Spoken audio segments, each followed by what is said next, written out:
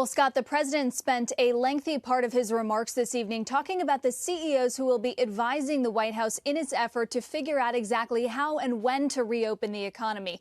President Trump rattling off a list including the top names from Silicon Valley to Wall Street, to hedge funds, to fast casual restaurants, even labor groups, lawmakers. The list goes on and on. The full slate of members hasn't been released because it's still taking shape at this hour, I'm told. But President Trump said that he spoke with all 50 governors today and that the government is very close to finalizing a plan to reopen the economy and that he believes nearly half of states are ready. Listen.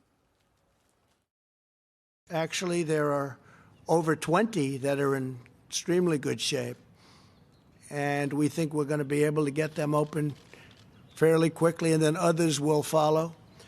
The federal government will be watching them very closely, and we'll be there to help.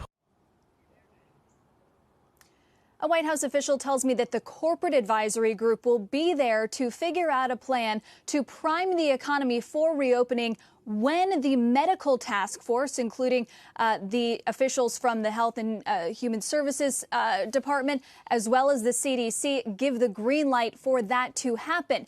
To that end, a separate task force focused on the health part of the crisis has been working on its own models about figuring out exactly when a reopening could take place. Dr. Anthony Fauci, the top infectious disease expert in this country, did an interview with the Associated Press today and said in that interview, we have yet to have something in place that is efficient and that we can rely on, and we're not there yet in terms of having a testing mechanism, Scott, to actually reopen the economy. And then there is the funding to the World Health Organization. President Trump this evening saying that funding would be halted as the U.S. pursues a review of how that multilateral organization handled the coronavirus pandemic. Scott? Going to be controversial on many fronts, not only the funding, Kayla, to the WHO, but now the Fauci comments of we're not there yet up against the president tonight, saying that they want to open fairly quickly and saying that he is going to, and he used the word authorize governors to open their states.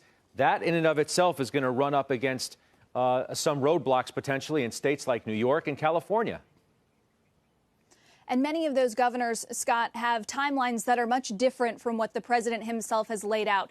He and the Treasury Secretary have suggested a reentry into the economy by May. Even Dr. Fauci himself had suggested a rolling reentry was possible in May. But when you think of states like California, who have stay-at-home orders in place indefinitely, or even states like Virginia, where that goes through June 10th, and states like Utah, where schools are not going to be back in session this year, it's hard to imagine exactly how that rollout would take place and exactly where we could see this scattershot return underway.